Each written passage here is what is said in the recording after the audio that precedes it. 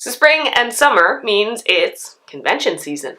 Woo! So in today's video, I'm going to talk about scheduling and picking events at a convention. And then I'm going to have a couple more videos kind of in a convention survival guide series to help get you ready as we get closer and closer to all of those fun conventions. Most of these things kind of are geared towards Gen Con because that's the big convention that we always go to. That's what the convention I've experienced the most. But a lot of these tips can also be applied to pretty much any convention. If you're a convention newbie or somebody who's been going for years and years and years, here are a few of my tips. First of all, I would suggest figure out kind of what your priorities for the convention are. What are the things that you really want to do that you feel like if you don't do these things, you're going to have missed out on it. With that is figuring out kind of what kind of events are you the most interested in. So what I usually do is once kind of the schedule of events comes out is I look at everything and I write down everything that I'm interested in, and I will pick out kind of my half dozen to a dozen that are my top priorities. So the things that I really want to do that I definitely don't want to miss. So with these priorities, it's going to help you when you have overlapping events, which it's going to happen. Even at a small convention, there are going to be times where there's a panel you really want to do, as well as a performer or a game that you really want to go check out. So this is going to help you kind of figure out which ones to choose. After I've picked out my top events, I'll see which ones overlap. So from there, I'll look at and see, is there a chance that, oh, I really wanted to go to this concert, but there's also a game happening at the same time I really want to do. I'll see if one or the other of them have other time slots, so I can still do them. It's just going to be a different time, and maybe with a game it's going to be a slightly different scenario or story, whatnot, but I'll still get to play in that setting or system. So, and then if there isn't an alternate time, then you have to pick between the two. Then I usually look at kind of what are my B and C picks, what are my second and third picks as far as events, and use those to kind of fill in what my ideal schedule is. Now, some conventions you aren't going to have to worry about trying to get tickets to events because they're smaller, so it's not as difficult to get into things.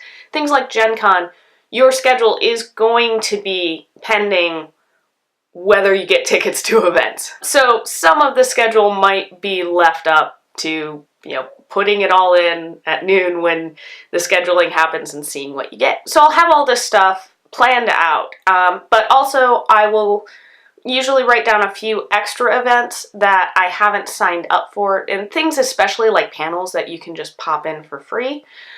And I'll keep this list with me during the convention, so if I have a little bit of time between events, I can check that list and see, oh hey, there's a panel going on just down the hall. I can go check that out, and it's going to get out, and then I'll have 10 minutes to go to my next thing. Perfect. Keeping in mind kind of what you want to do, I do think that conventions are an excellent place to try new games. So whether that means signing up for a new setting system for you, or going and checking out the playtest hall. So either signing up for those things or giving yourself time in your schedule to go do that stuff kind of on the fly. So something to keep in mind as you're planning your schedule is make sure to give yourself breaks. Make sure to schedule in meal breaks. This is either scheduling in or planning out your meals entirely. So that means giving yourself time to leave the convention hall to go to a restaurant or go to a food truck. If you're bringing some food with you, stepping out and going to the cafeteria or someplace where it's okay to sit and eat and you're not going to be like eating on top of a game and having people glare at you. Also drink water during this time. And one thing, especially if you're going to a very large convention or even a small convention, if you are planning on trying to go to a sit-down restaurant near the convention hall, it might be good either to give yourself a huge block of time to go there or to see if you can set up a reservation. A lot of these restaurants just get packed, and you might even give yourself a 2-hour window, but that might not even be enough time to get in and sit down at the restaurant. Now, you might be going to the convention alone. Most people go to the convention with at least one other person, if not a group of people. I find it's helpful to know at least a basic overview of what your group is doing that day, especially to set up, before you break off and do your own things, a time and a place to meet back up to head out. Now, if you're staying within walking distance of the convention, it's less of a big deal, but especially if you're commuting in and out from a hotel farther away or have to deal with carpooling, then you want to make sure you'll be able to find people. And yeah, you've got cell phones, you can call and text, but cell phone batteries die surprisingly quickly at conventions, and you don't want to be stuck at the end of the day having no idea where your friends are in this like thousands upon thousands upon thousands of people. Plus, this also means that if you're in the middle of the day and you need to find your friend, you know where to find them. If you're feeling sick and need to leave, you can find them. Or if it's something as simple as, we do this quite a lot, where we'll grab keys from somebody else to go drop merchandise that we've bought in the car, so we don't have to lug around, especially like a big box of stuff all the rest of the day. And if I know, oh hey, Ryan's going to be over in the playtest hall from 2 to 3, I know that's a window where I can go find him, grab the keys, run to the car, and bring them back to him. And my final bit of advice as far as like scheduling goes is don't overschedule yourself. I made this mistake my first Gen Con and didn't really give myself breaks and just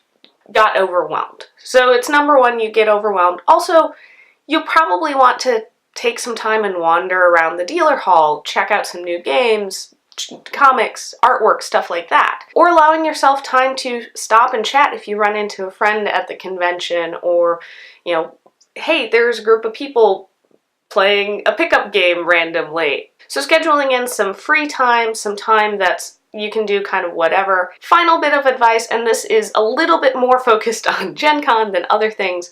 One trick that we've found as far as like signing up for events and trying to get tickets right away is if you and one or a couple other people know you want to do one event together, have everyone put in a bid to get tickets for that event for the amount of people that are going to be in your group.